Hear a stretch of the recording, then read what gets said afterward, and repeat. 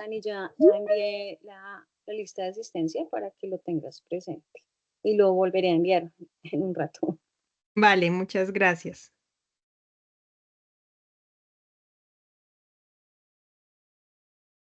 Entonces creo que todo está funcionando bien, ¿cierto? Sí, Sí, así es. perfecto. Entonces, profe, ya son las 7. Si quieres, puedes dar inicio. Listo, Dani. Bueno, buenas noches para todos los que nos acompañan hoy, 17 de julio. Buenas noches para los estudiantes, para los profesores. Bienvenidos a esta quinta conferencia que hacemos en el marco de la maestría en educación de Uniminuto. Entonces, recibo un cordial saludo en nombre del equipo de la maestría en educación. Es un gusto darles la bienvenida en esta sesión de nuestro ciclo de conferencias.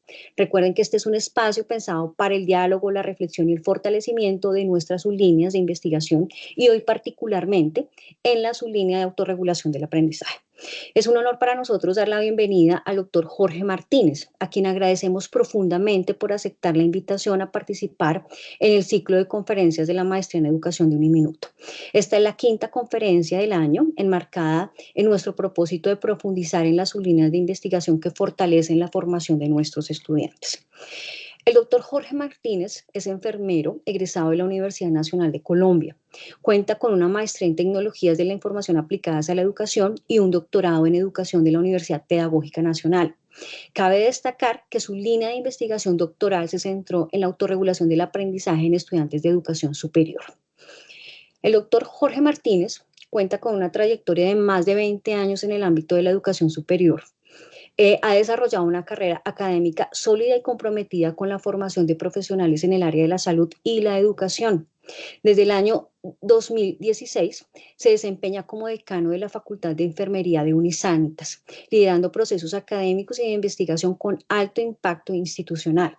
También tiene experiencia como director del Centro de Simulación y el director del Centro de Educación Virtual de Unisanitas. A lo largo de su carrera ha contribuido activamente al conocimiento a través de la publicación de artículos científicos, libros, capítulos de libros, así como la dirección de trabajo de grado. Su enfoque investigativo se ha centrado en la integración de tecnologías en contextos educativos, la formación docente y el desarrollo curricular en ciencias de la salud. Nos sentimos privilegiados, doctor Martínez, en contar con su experiencia y dispuestos a aprender en este espacio y esperamos que sus aportes contribuyan a la investigación educativa del programa. Bienvenido, doctor Jorge Martínez. Le cedo la palabra. Muchas gracias, profesora Diana. Muy buenas noches para todos. Quiero dar las gracias, primero que todo, a la profesora Adriana y a todo el grupo de profesores y docentes organizadores de este ciclo de conferencias. También me siento muy complacido y muy honrado de la invitación. Eh, Seguramente todos compartimos el interés y la pasión por la investigación, por la educación y específicamente, en nuestro caso, por la autorregulación y el aprendizaje. Eh, Voy a iniciar mi presentación. Lo que quisiera esta noche es compartirles de una manera lo más productiva posible. Yo eh, estoy seguro que a esta hora es normal estar un poco cansados. Sin embargo, espero que el tema los conecte, los motive y al final podamos conversar un ratico y discutir sobre las inquietudes que puedan tener. Les voy a compartir el tema principal de mi tesis doctoral. Eh, el proyecto que yo trabajé dentro de la línea de investigación de autorregulación de la Universidad Pedagógica Nacional. Este proyecto se denominó el efecto del automonitoreo en el logro del aprendizaje.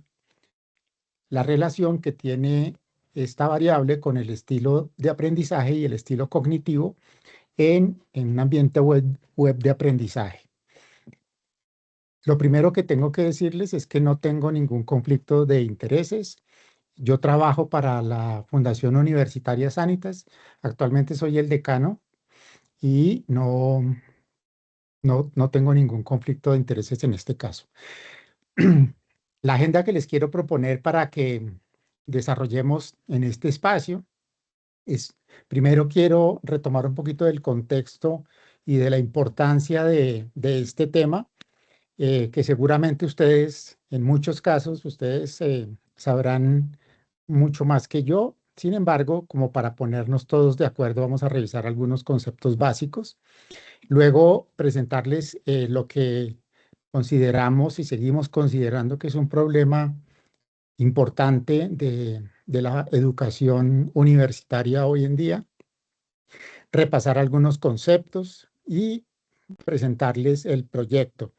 Ese proyecto pues generó unos productos, un modelo, unas publicaciones, pero sobre todo me interesaría presentarles los resultados y las conclusiones para que las podamos compartir y de, y de pronto ayudarles a resolver alguna pregunta que ustedes estén planteando. Para empezar, no sé si conocen esta publicación. Esta es una publicación que nosotros seguimos hace años, que se emite anualmente y que tiene que ver con la importancia, no, más que la importancia es las tendencias que orientan la educación en el mundo. Eh, Hay un grupo, una asociación que tiene una publicación anual que se llama Educase. El Horizon Report es un informe que se genera por esta asociación. Esta es una asociación que tiene eh, más de 100.000 afiliados en todo el mundo. Las principales universidades de los Estados Unidos y en general del mundo colaboran. Esta es una asociación sin ánimo de lucro que genera una publicación anual que muestra las tendencias de, de la educación en el mundo y da recomendaciones sobre cómo mejorar los procesos académicos en relación con las necesidades que se ven hoy en día. Esta publicación está alineada con el objetivo número 4 de desarrollo sostenible, que seguramente ustedes lo conocen y que se ha propuesto como el énfasis en mejorar la educación, en garantizar una educación que sea como las personas los necesitan hoy en día, inclusiva, equitativa, de calidad y que le sirva a todos. En ese orden de ideas, Educase propone que esta educación cada día tiene que ser más basada en la tecnología y basada en las necesidades que tienen las personas. En este contexto, ellos hacen la evaluación de las tendencias sociales, tecnológicas, económicas, ambientales y políticas, y combinando estas 5 perspectivas de las tendencias, señalan cuáles son las recomendaciones para la incorporación de la tecnología y para la optimización de los resultados. Lo primero que les quiero contar súper rápido, que me llamó la atención del informe del 2024, es mostrar cómo está decayendo el interés. Esta es una encuesta que se hizo en los Estados Unidos que muestra cómo en relación con los años anteriores, con el 2015 y el 2018, decayó de una manera muy seria el interés de los estudiantes en la educación superior formal. Pasó de tener de tener un 57% de interés la población en el 2015 a un 36%. ¿Esto qué significa? Cada vez menos la educación formal, la educación superior, les interesa a los jóvenes. Y si miramos el contexto nacional, pues digamos que se refuerza este paradigma que acabamos de mencionar con el incremento masivo que tuvo el uso de las tecnologías a partir del 2020, 2019 y 2020 con la pandemia. Les traigo aquí solamente unos datos en los que se reporta el crecimiento de la educación basada en tecnología o la educación virtual, el incremento del valor, lo que se invierte hoy en día, pasó de 315.000 millones a 585.000 millones. Se proyecta como inversión en el mundo en el 2027. En Colombia pasamos de tener 70.000 alumnos en el 2016 a tener casi medio millón de alumnos en el 2023, un crecimiento del 600%.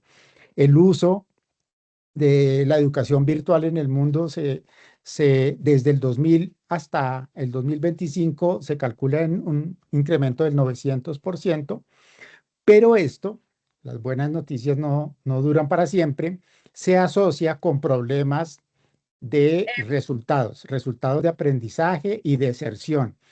En educación virtual, la deserción en el mundo es alta, está entre el 40 y el 80%, y en Colombia, según lo que se midió en el 2023, está alrededor del 40%. A pesar de que la educación virtual se ha vuelto cada vez más importante en la educación superior, sigue teniendo dificultades que vamos a intentar analizar. Aquí un poco cómo está creciendo la educación virtual en nuestro país. Pasamos de tener muy pocos programas virtuales formales del año 2000 a tener hoy en día casi 2.000 programas virtuales, de los cuales ya la mitad son programas de pregrado y la mitad son de posgrado. Tiene mucho auge la educación virtual en los posgrados. ¿Cuáles son estas consideraciones? Yo no voy a hacer mucho énfasis, seguro que ustedes son muy expertos en esto, todas las ventajas que tiene la educación virtual, que yo siempre digo, en teoría tiene, que se supone que el estudiante define el ritmo, que el estudiante controla el proceso, que el estudiante ve recogidas sus características individuales, que se ha aumentado la cobertura gracias a esto, que los tiempos se acomodan porque los estudiantes estudian con horarios flexibles y que en teoría es menos costoso. Sin embargo, hay unas consideraciones negativas que se han venido estudiando y es que el logro de aprendizaje en programas virtuales es significativamente menor que en programas presenciales. Esto se explica por muchas razones. Podríamos dividir esas razones en dos grandes ramas. Una son las razones que no son modificables desde la pedagogía, como el coeficiente intelectual, las condiciones socioeconómicas. Hay muchas cosas sobre lo que nosotros no tenemos alcance. Sin embargo, hay otras justificaciones del bajo logro que se relacionan con lo que los investigadores han denominado las diferencias individuales que tienen que ver con las habilidades de autorregulación. En mi caso y desde mi perspectiva específicamente, las debilidades de automonitoreo y los estilos. Eso lo vamos a tocar más adelante. La deserción más alta se ha analizado por falta de acompañamiento, por problemas tecnológicos. Somos un país subdesarrollado, lamentablemente es así, tenemos problemas de conectividad.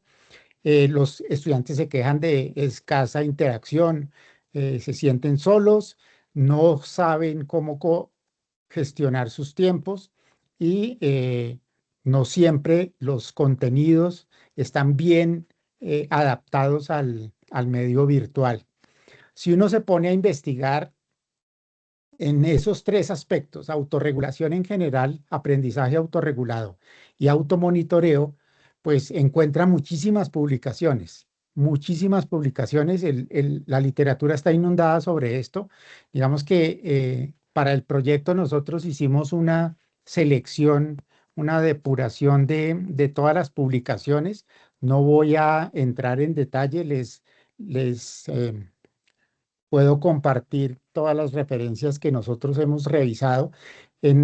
Aquí se resaltan las más importantes para los temas que son más importantes para este proyecto. Relación del bajo logro con ambientes virtuales de aprendizaje. Los mismos autores se repiten en muchos casos para los temas de relevancia. La baja capacidad de automonitoreo metacognitivo ha sido estudiada por los autores desde hace rato, y la relación que tiene las diferencias individuales con los ambientes virtuales de aprendizaje también se ha estudiado, y se ha estudiado por parte del grupo de la pedagógica donde nosotros pertenecemos. Yendo un poquito más, haciendo un poquito de zoom hacia adentro en estos temas, los tres temas principales, el automonitoreo, el estilo cognitivo y el estilo de aprendizaje, han sido investigados por estos autores que les presento acá, con estudios robustos metodológicamente, estudios experimentales que han dado resultados muy interesantes. Para empezar, voy a pasar rápido por acá. Seguramente ustedes ya conocen la definición de Zimmerman, que a pesar de que es de las más antiguas, es de las que por simple y por contundente a mí me parece valiosa. ¿En qué consiste autorregular? Es dedicar todos mis pensamientos, mis emociones y mis acciones de forma planeada hacia el logro de las metas en este caso, de aprendizaje, cuando hablamos de autorregulación en el aprendizaje. ¿Qué hay publicado o qué hay en términos de evidencia? Hoy en día se habla de la ciencia basada en la evidencia, y se habla de la educación basada en la evidencia, que si a alguien le interesa ese tema, por ahí tenemos una publicación también sobre educación basada en la evidencia. La evidencia ha demostrado, con estudios interesantes, que hay una correlación directa entre el desarrollo de habilidades de autorregulación y el logro académico, lo llamaban ellos, ahora lo llamamos nosotros el logro de aprendizaje. Esto ha sido estudiado desde hace más de 20 años, y hay una relación entre las habilidades, el desarrollo de esas habilidades que dependen de cada persona, y que no siempre corresponden, digamos, no son transferibles. Muchas personas creen que las habilidades que tiene un individuo en términos de autorregulación son las mismas que otro individuo puede hacer. Lo que se ha descubierto es que son específicas, que son entrenables, que no son innatas. Eso me parece muy importante tenerlo en cuenta, porque hay también como la tendencia a pensar que es que esta persona es así, él nació así, tiene esa característica que es muy autorregulado. No, es el resultado del entrenamiento, que por condiciones de su contexto seguramente estuvo expuesto a desarrollar la habilidad de la autorregulación.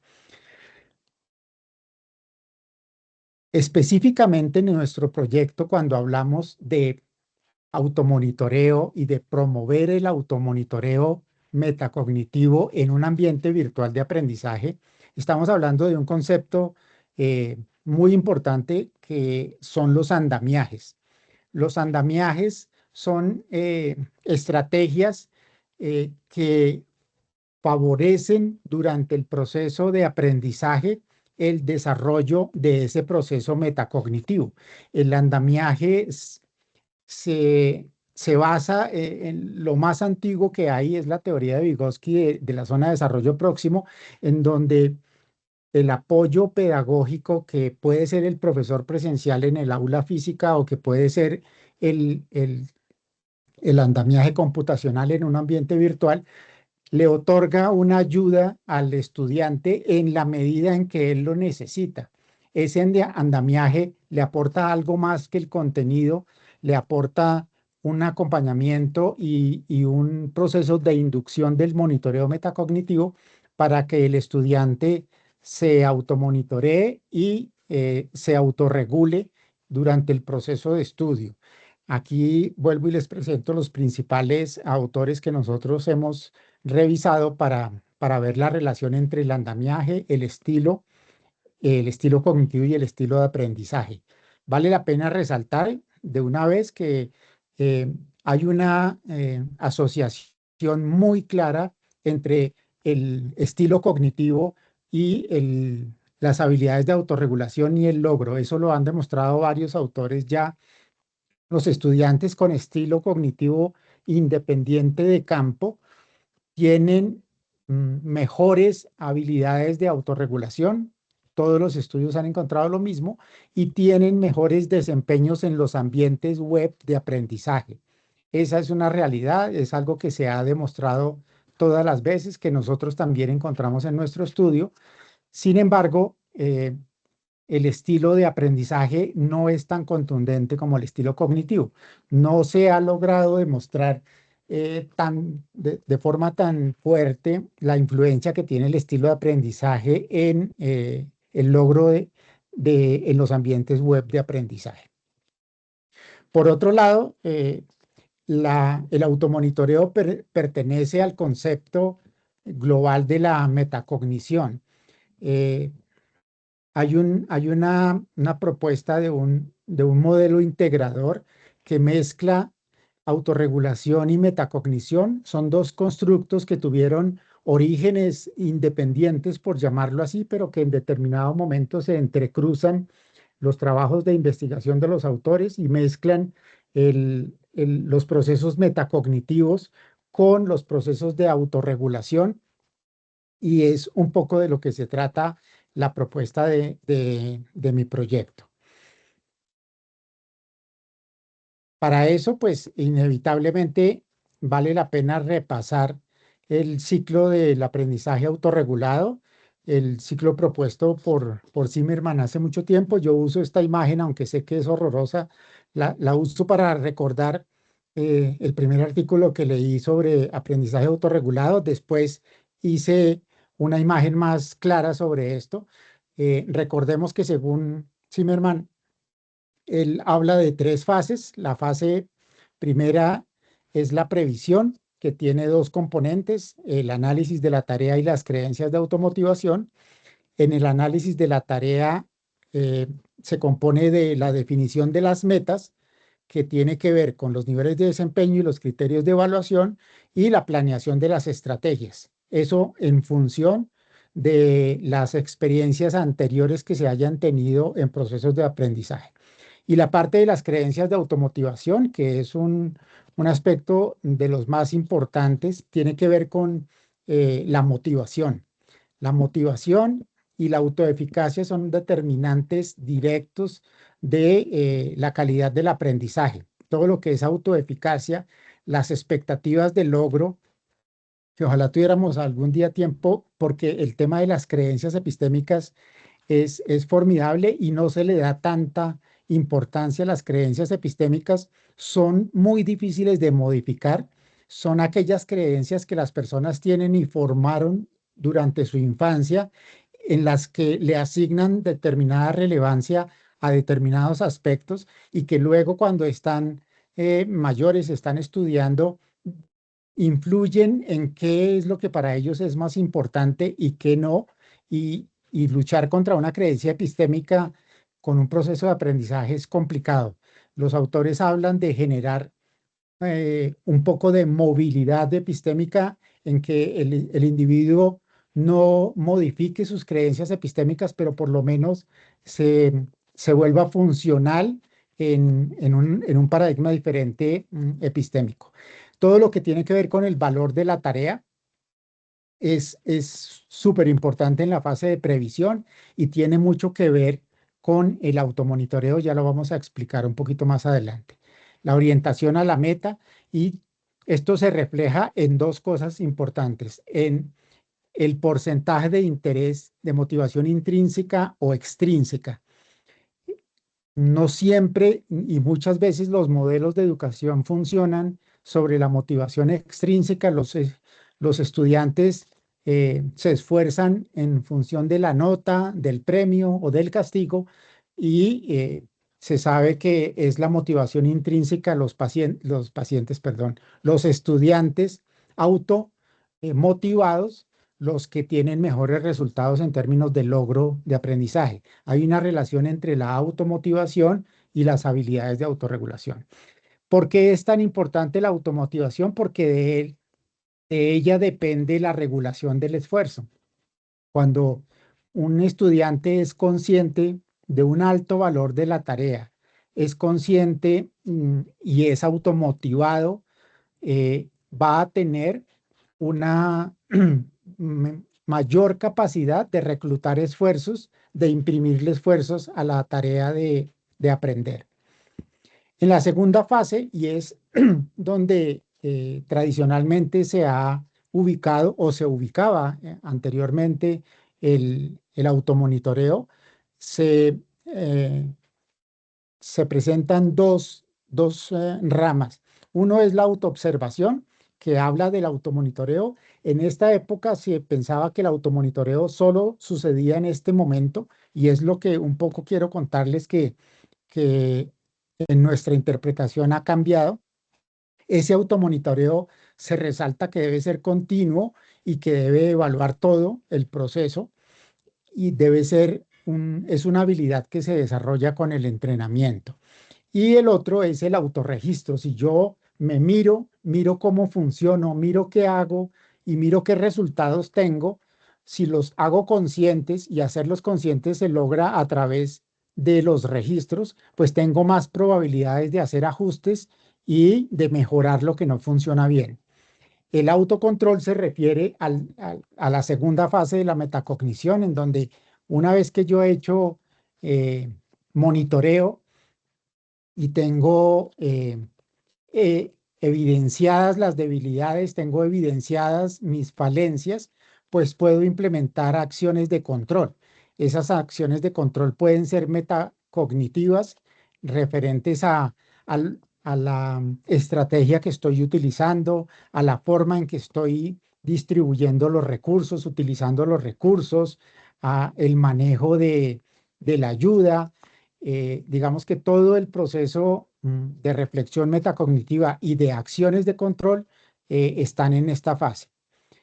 Ahí se habla de la revisión de los aspectos motivacionales, se habla de los mensajes autodirigidos, ahí se habla, uno se tiene que hablar a sí mismo para reflexionar sobre lo que está haciendo, comparar los resultados que va obteniendo de manera parcial con los estándares o las metas intermedias que se haya propuesto en la fase de planeación. La tercera fase, que es, perdón, que se me perdió la tercera fase. Bueno, creo que la diapositiva no está. La tercera fase habla de la autoevaluación. En la tercera fase suceden dos cosas que son muy importantes. El individuo se enfrenta a los procesos de evaluación, la evaluación estandarizada, que es la principal retroalimentación sobre la calidad del aprendizaje, pero sobre todo se enfrenta a un proceso que se denomina las asignaciones atribucionales. En la tercera fase, el individuo correlaciona los resultados que obtiene con las estrategias que ha utilizado. Y en ese momento, él es capaz de atribuirle a determinada estrategia determinado resultado. Si el individuo no hace este ejercicio, pues no va a saber qué hizo para que le fuera bien o qué hizo para que le fuera mal. Los pedagogos hablan de qué se lleva para la próxima vez. Esa reflexión tiene que hacerle al estudiante cuando termina el proceso, independientemente de cuál haya sido el resultado. Así le haya ido mal o le haya ido bien, es importante saber en qué falló para corregirlo y en qué acertó, pues para repetirlo, para utilizarlo más adelante. Esta es un poco la propuesta que planteamos nosotros en el proyecto, y es la integración entre el modelo de la metacognición, el modelo más tradicional de la metacognición de Nelson y Narens, con el modelo de autorregulación. Este es el modelo adaptado de Hadwin y Wine, que tiene 4 fases, pero en resumen es el mismo de Zimmerman, pero abre en 2, la fase 1 la abre en 2. Aquí lo más importante es que se llegó a la conclusión de que cada una de las fases del modelo de autorregulación, tiene procesos internos de metacognición, tiene procesos internos de monitoreo y de control dentro de cada una de las fases. Eso es lo que permite plantear una estrategia de promoción del automonitoreo que trabaja en todas las fases del ciclo del aprendizaje autorregulado. Cuando se hizo el análisis de cada una de las cosas que se trabajan en cada fase, hicimos un análisis de cuáles de esas características de la fase, cuáles de esos elementos de la fase eran monitoreables. Entonces, todos estos se encontraron susceptibles de ser monitoreados. La meta, la estrategia, las expectativas, la autoeficacia, todos ellos. Lo que hicimos justamente fue proponernos inducir el monitoreo de todos ellos. La importancia del automonitoreo, digamos que hoy ya está muy poco discutida, no creo que haya necesidad de hacer mucho énfasis en eso. Ya hay trabajos que han demostrado en muchos casos que la baja capacidad de autorregulación se debe a una baja capacidad metacognitiva, y todo eso es posible de resolver con un andamiaje que le dé soporte al estudiante en esos procesos. Lo que ya les contaba, los estudiantes con estilo cognitivo independiente de campo son favorecidos en los ambientes virtuales. Los ambientes virtuales favorecen a los estudiantes que son capaces de tener altos niveles de automotivación y altos niveles de autorregulación, que son de las características frecuentes de los independientes de campo. Aquí aparece una dificultad seria, y es que los dependientes de campo salen un poco damnificados de los modelos tradicionales de educación virtual. Nosotros nos propusimos entonces con el proyecto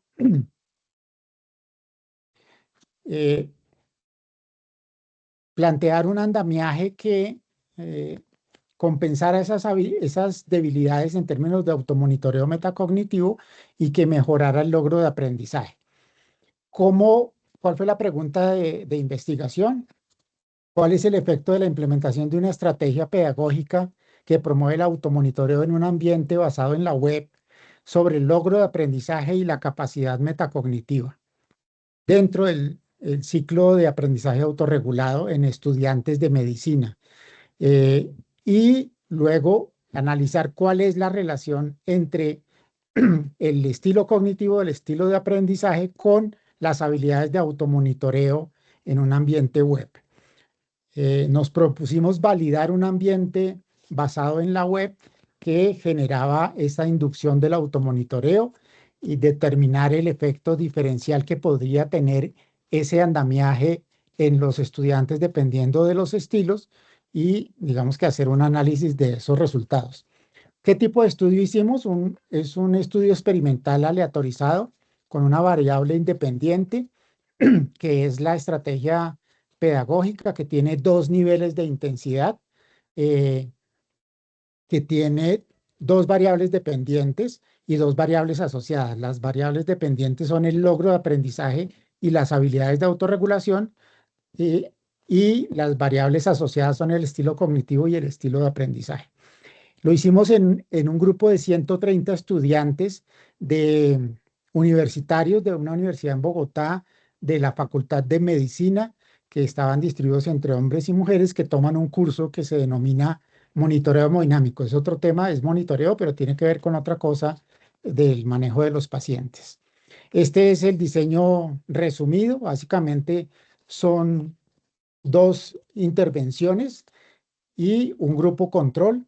Hubo un proceso de aleatorización simple para repartir los sujetos en los 3 grupos. Se aleatorizaron, se definieron unos criterios de inclusión.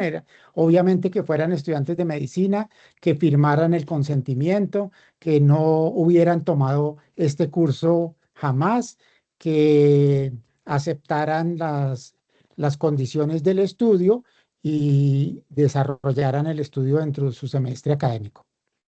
Esto ya se los había contado, son las variables. La estrategia tiene 2 niveles.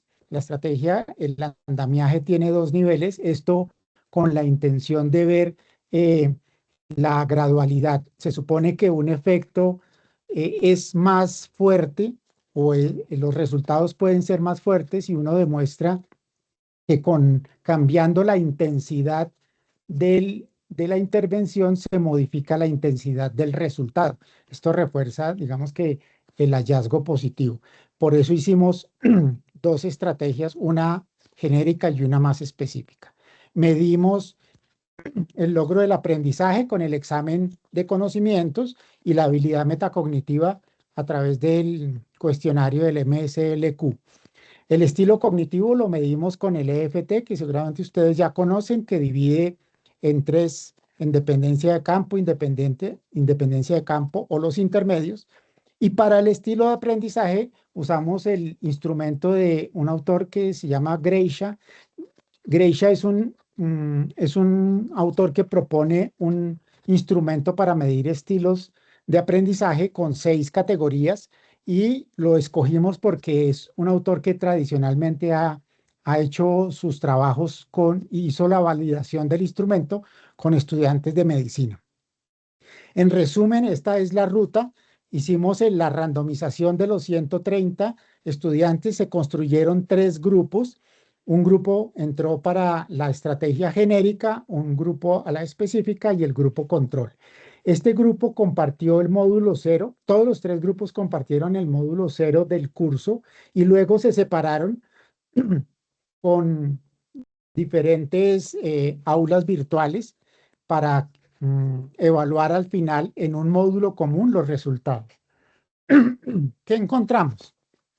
Lo primero es mostrar que quedaron repartidos de manera simétrica, que la mayoría, como pasa hoy en día en salud, en medicina y en enfermería, la mayoría son mujeres. La distribución en los estilos cognitivos fue también muy simétrica y los estilos de aprendizaje marcaron el participativo como el más frecuente y el dependiente como el segundo. Los resultados entonces mostraron esta frecuencia para los dependientes de campo el 31%, los intermedios el 37% y los independientes 31%. Digamos que casi todo sugería que la muestra había quedado bien aleatorizada.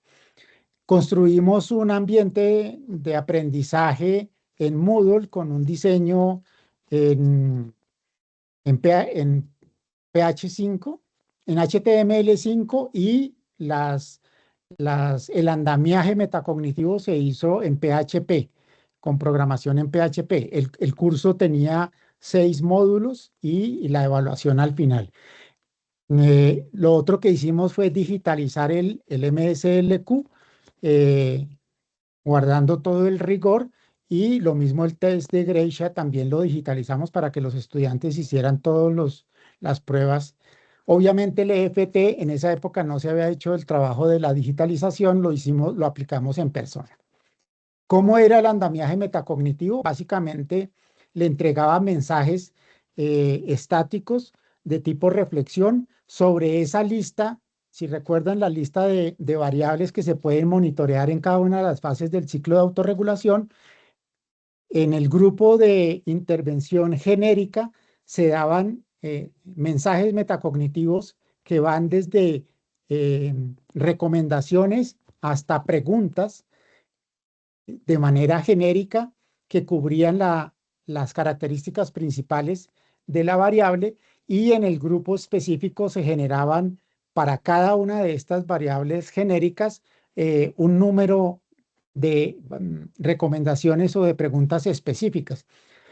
Una característica fundamental del andamiaje es que le permitía al estudiante grabar su respuesta, y estas preguntas se repetían en diferentes momentos del curso. Entonces, en un principio, él asignaba un grado de dificultad a la tarea X de 5, de 7, de 4, y luego más adelante se le pedía que reconsiderara el grado de dificultad de la tarea. Lo mismo para todas las variables, para autoeficacia, que él fuera ajustando la valoración que hacía de esas variables del ciclo del aprendizaje autorregulado como ejercicio de automonitoreo permanente. Aquí algunos de los ejemplos de los mensajes metacognitivos. Para los del grupo 1 se les pusieron mensajes relacionados con metas de aprendizaje, conocimientos previos, importancia del tema, dificultad, estrategias de aprendizaje, motivación y autoeficacia. Para el grupo más específico se agregaron como subcategorías de cada uno de ellos y se les hacía estas preguntas. Otra cosa importante es que cuando el estudiante marcaba la respuesta, esa respuesta lo acompañaba a él durante todos los demás módulos. O sea, él todo el tiempo estaba viendo, porque en la pantalla le aparecía que había calificado de esa manera las diferentes preguntas. Eso permitía que él fuera actualizando ese valor a medida que iba monitoreando y ajustando progresivamente. Ese ejercicio de mensajes metacognitivos se registraba en una base de datos en MySQL que estaba por detrás del andamiaje y se capturaron todas las acciones de calificación o de automonitoreo que hicieron los estudiantes. Eso generó una tabla de información gigante que requirió un análisis pues más detallado.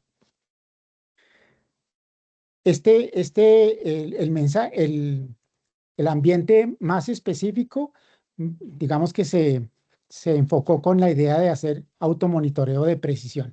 Al final se hicieron las pruebas estandarizadas que están establecidas para este curso y pues se hizo el análisis de los resultados. Aquí pues paso rápido, ustedes saben cómo es esto, se mide los supuestos de normalidad y aquí les muestro un poco los resultados antes de empezar a discutir. ¿Qué encontramos? Como cosas muy importantes en las dos variables dependientes que eran logro del aprendizaje y metacognición final, encontramos que hubo una diferencia significativa en el grupo del andamiaje específico versus el andamiaje genérico. Una diferencia significativa en favor del andamiaje específico. También encontramos una diferencia significativa entre los resultados del logro del genérico versus el grupo control.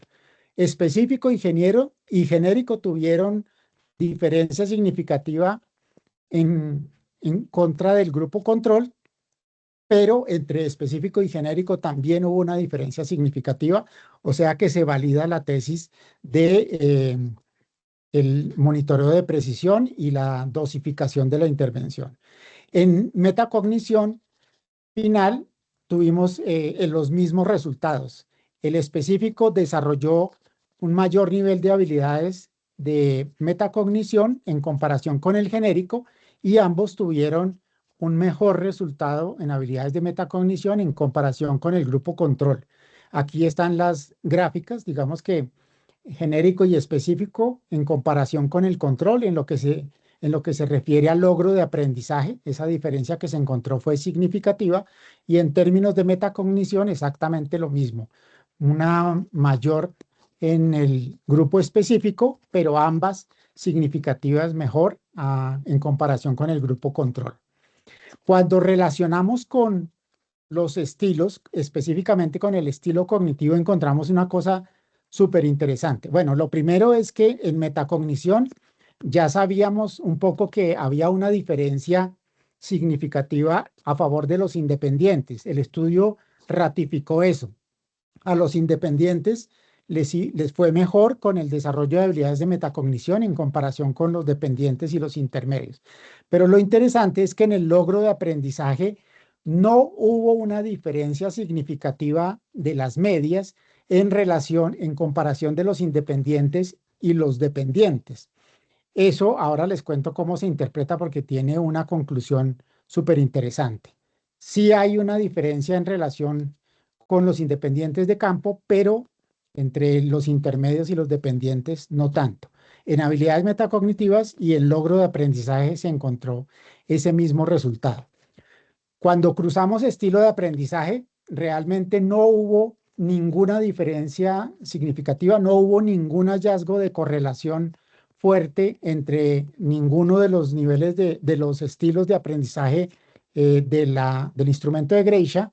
No hubo ninguna relación con la intervención, con los andamiajes, ni con los estilos. ¿Qué conclusiones llegamos? Primero, el monitoreo, la inducción de automonitoreo metacognitivo mejora el aprendizaje. Digamos que se logró demostrar que un andamiaje que promueve el automonitoreo tiene un incremento del logro de aprendizaje y de las habilidades de metacognición que le van a servir de ahí en adelante al estudiante. Segundo, que esa intervención es mayor, es mejor si se hace de forma detallada, específica, es lo que los autores han llamado el monitoreo de precisión. La especificidad de esos mensajes se encontró como muy determinante por los logros que se demostraron. Lo otro, y era lo que les decía que me había quedado pendiente, es que los estudiantes de estilo cognitivo dependiente de campo no tuvieron diferencia significativa en el aprendizaje, lo cual quiere decir que el andamiaje metacognitivo subsana la debilidad de los dependientes de campo o subsana esa diferencia que tienen en comparación con los independientes cuando se enfrentan a un ambiente virtual de aprendizaje. Eso es positivo porque disminuye las dificultades para estas poblaciones. Un número importante de estudiantes nuestros es dependiente de campo y digamos que con el andamiaje van a tener más o menos condiciones similares que los independientes de campo, porque siempre ellos, digamos, salen un poco damnificados en los procesos de aprendizaje virtual. Y no tuvimos ninguna evidencia que pudiera correlacionar el estilo de aprendizaje según Greicha con la intervención, con el andamiaje metacognitivo. Está comprobado de nuevo que es posible mejorar la capacidad metacognitiva y la autorregulación y que esto tiene una repercusión directa y fuerte sobre el logro del aprendizaje y que pues es interesante seguir investigando sobre eso. Termino diciéndoles que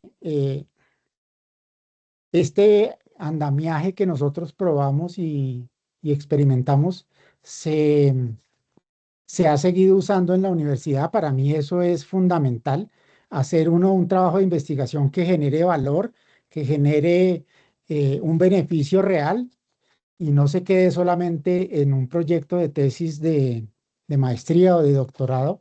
Pienso que ojalá todos nuestros proyectos se convirtieran en un beneficio real para los estudiantes. Me pasé 3 minutos, me disculpo. Muchísimas gracias y quedo atento para las preguntas que puedan tener. Doctor Jorge, muchas gracias, muy amable. Bueno, iniciamos con la sección de preguntas, abierto para que nuestros estudiantes, para que los profesores comenten, resuelvan alguna duda sobre los temas que acabamos de analizar. Entonces los escuchamos.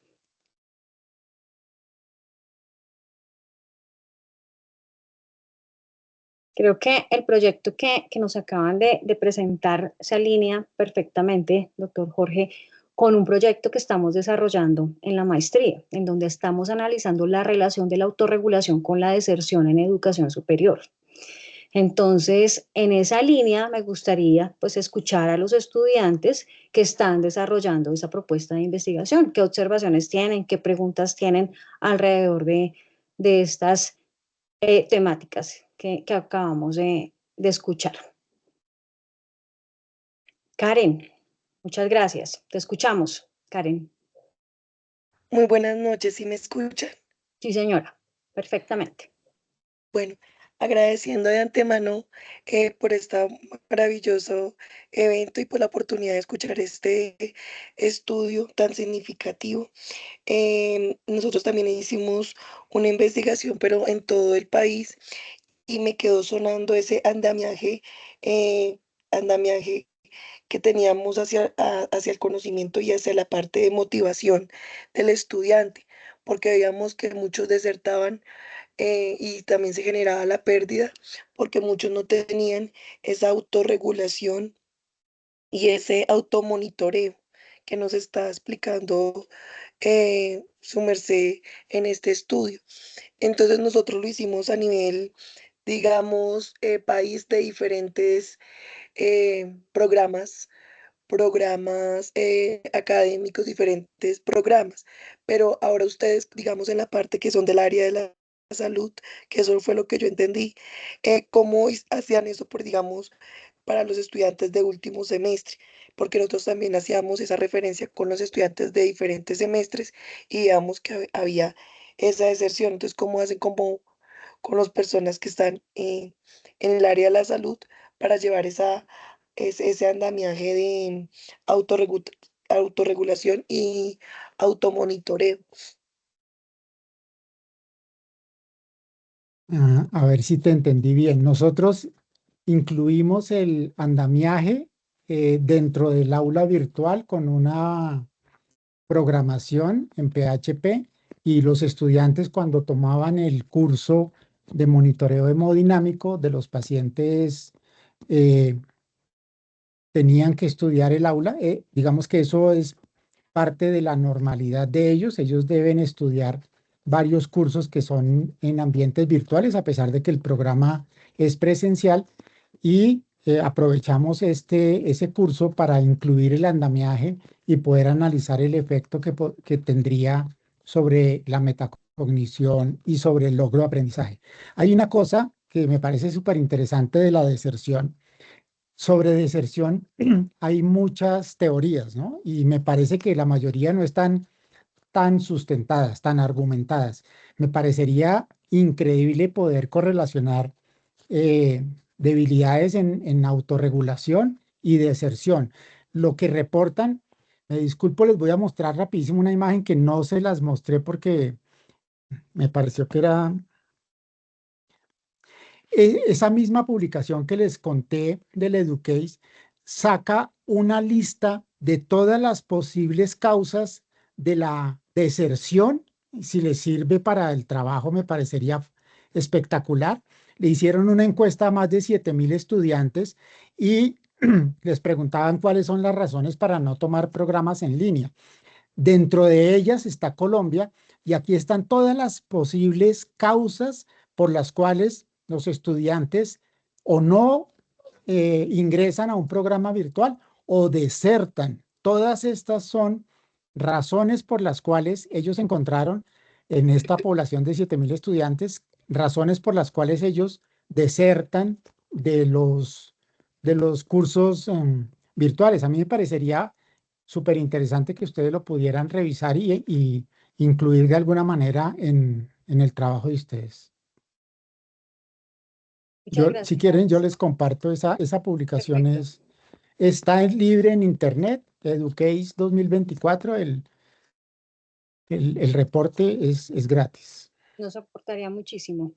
Neila, te escuchamos. Buenas noches para todos, compañeros. Buenas noches. Al Buenas doctor noches. Jorge, el profesor del decano, muchas gracias, y a la profesora Adriana que nos dio este espacio para que pudiésemos enriquecer nuestro proyecto de investigación. Dentro de las temáticas, me llamó mucho la atención cuando el profe habla, el decano habla de las creencias epistémicas. Me gustaría saber qué relación o cómo se correlacionan estas creencias epistémicas con lo que es el estudio de la autorregulación y el automonitoreo. Vale. Las creencias epistémicas son como los principios que desarrolla un individuo durante su formación en la infancia. Es algo parecido al estilo cognitivo. Uno desarrolla el estilo cognitivo, Adriana me corregirá, creo que a los primeros 7 o 10 años de vida.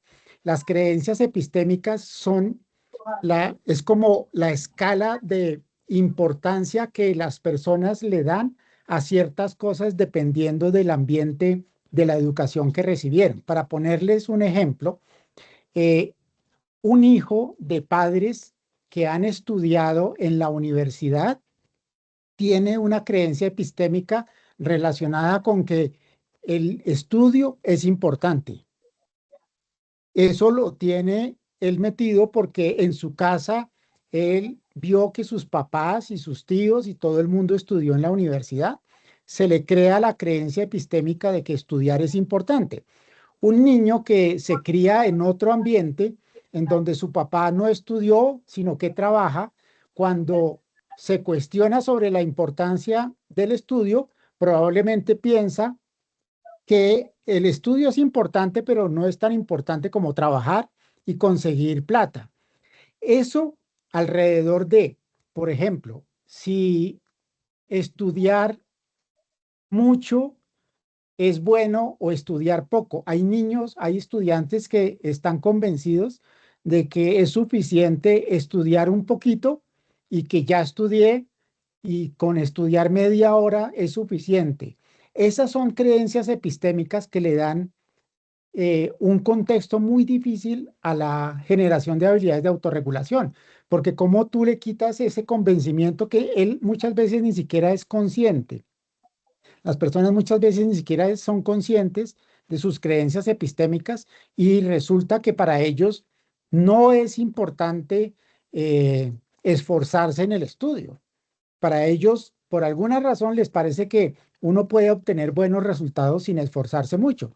Y estudiaron en un colegio donde no era necesario esforzarse y acumularon esa creencia epistémica de estudiar no significa esforzarse. Con media hora de estudio es suficiente.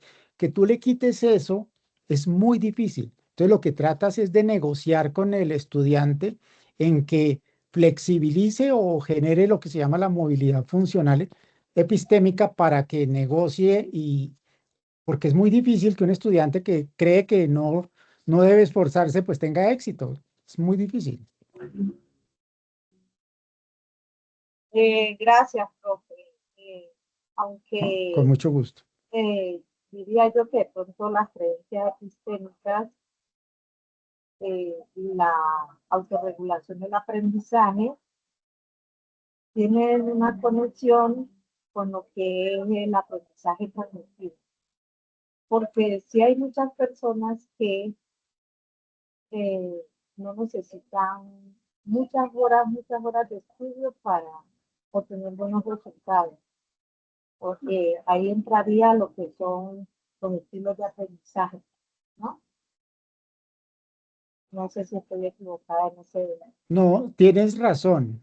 Aquí una sola recomendación. Digamos que las experiencias previas, haber tenido éxito con menos esfuerzo o con más esfuerzo, con una estrategia o con otra estrategia, haber tenido éxito te va marcando y te define tu nivel de autoeficacia.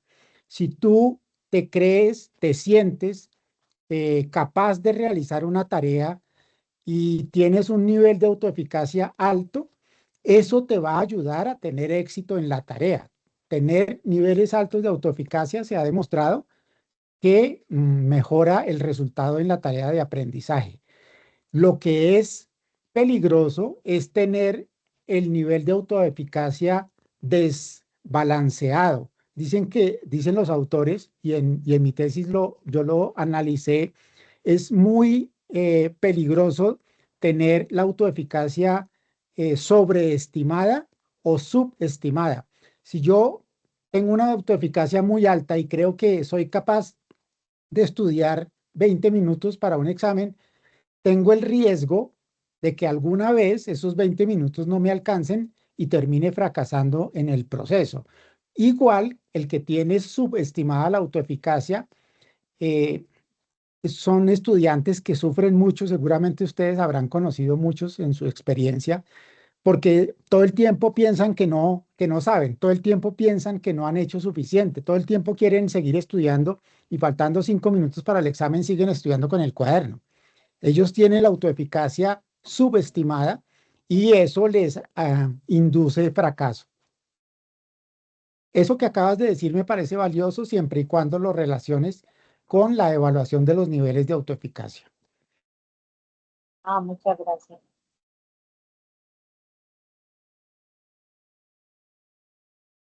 Hay una mano Ok. levantada, o no sé si es la misma persona. Bueno, muchas gracias. Con mucho gusto. Para terminar, escuchamos a Devinson. Devinson, tu pregunta. Profe, hola. Primero, Hola.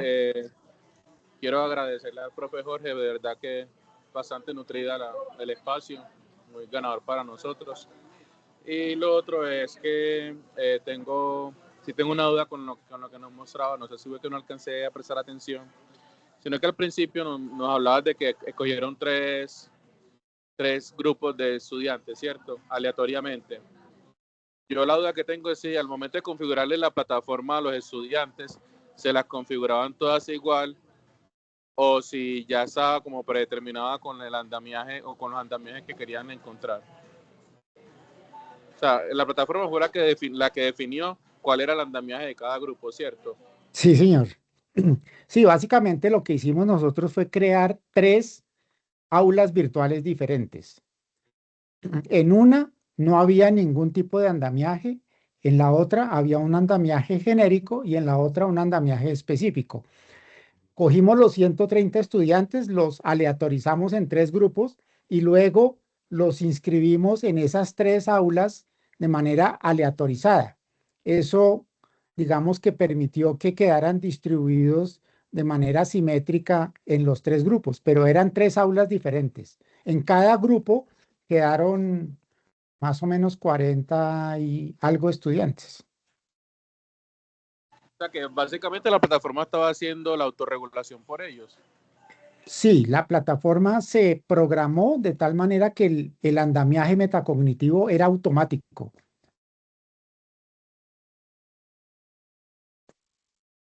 Y eso se podría replicar, o sea, que no fuera virtual. Porque cuando es así virtual es muy chévere porque pues creo que facilita en cierto modo por el tema del desarrollo, que PHP, etcétera. Pero si yo tengo, por ejemplo, estudiantes que presenciales, yo podría hacer lo mismo. Digamos que el andamiaje metacognitivo en aulas físicas es sujeto dependiente. Una de las cosas que tú puedes estandarizar en un aula virtual es el soporte es idéntico para todos. Cuando tú, digamos que en un aula presencial, tú no solo puedes, sino que deberías estar haciendo acompañamiento y apoyo metacognitivo a los estudiantes, deberías hacerlo. El problema es que eso tiene variabilidad intersujeto. Tanto el sujeto, el docente que hace el acompañamiento o la inducción del automonitoreo, como del estudiante. Digamos que ahí se perdería un poco la posibilidad de hacer pues no sé, en este momento no lo veo claro, pero podría buscarse la manera. Lo importante es que la intervención esté estandarizada, que no haya intervenciones diferentes porque ahí sí no se podría medir el efecto. Tendríamos que buscar la manera en generar una intervención estandarizada que se le haga similar a todos los estudiantes para poder compararlo, si es que se trata de un estudio de investigación. Si yo lo que quiero es que mis estudiantes sencillamente les vaya mejor y desarrollen habilidades de autorregulación, pues creo que todos estamos obligados un poco a promover la metacognición, a promover la autorregulación a través de el andamiaje presencial. Muchas gracias, profe. Con mucho gusto. Gracias, Devinson, muy amable. Profesor Jorge, una pregunta que me surge después de escucharlo. Desde su experiencia, ¿usted cree que debería incluirse en andamiajes autorreguladores en programas virtuales? Estoy convencido que sí, Ujú. 100%. Una vez que las evidencias han demostrado que una estrategia sirve, que tiene efectos positivos, no hay ninguna explicación para no usarla. Siempre y cuando los estudios se hagan con rigor metodológico, pues nosotros, los que practicamos la docencia en el día a día, deberíamos basarnos en la evidencia para nuestra actuación docente. Y pienso que hay suficiente evidencia para demostrar que los andamiajes tienen un efecto positivo en los estudiantes y deberíamos, digamos que, tratar de que todos los programas, sobre todo los que son 100% virtuales, tengan andamiajes metacognitivos, porque digamos que no tiene explicación no usarlos, ¿no? Si tú ya sabes que algo es benéfico, yo lo comparo un poco con la medicina, que es en lo que yo me muevo. Si tú sabes que hay un tratamiento que le sirve a un paciente y no lo usas, es incluso un conflicto ético, ¿no? Una vez que tú ya has estudiado, el que nunca ha estudiado y no sabe, pues tiene la conciencia tranquila, pero una vez que tú ya has estudiado y has encontrado la evidencia de que algo funciona, deberías tratar de hacerlo, sobre todo en los programas que son 100% virtuales. Ujú. Doctor Jorge, muchísimas gracias por su tiempo. Agradecemos su valiosa intervención en esta quinta conferencia de la Maestría en Educación. Sabemos que su experiencia, trayectoria y reflexiones nos invitan a seguir explorando sobre temas relacionados con la autorregulación del aprendizaje. Gracias también a todos los asistentes por su activa participación, por sus preguntas, a los profesores, a los estudiantes, que nos permiten continuar fortaleciendo estos espacios de construcción colectiva de conocimiento. Con este encuentro reafirmamos nuestro propósito de consolidar una comunidad académica comprometida con la investigación y con la transformación de nuestras prácticas educativas en un minuto. Lo invitamos a seguir acompañando a los participantes en próximas conferencias y actividades académicas del programa. De nuevo, muchas gracias, doctor Jorge Martínez. Esperamos que poder contar con su presencia en próximos encuentros. Un cordial saludo para todos y que tengan una excelente noche. Muchas gracias. Muchas gracias. Muy amable. Muchas gracias. Que descansen. Que estén muy bien. Muchas gracias. Hasta luego. Gracias. Gracias. Muchas Hasta luego. gracias. Muchas Muy bien. gracias. Muchas gracias. Profe, buenas noches. Yo cuando vi la clase que a las 7 se veían como que era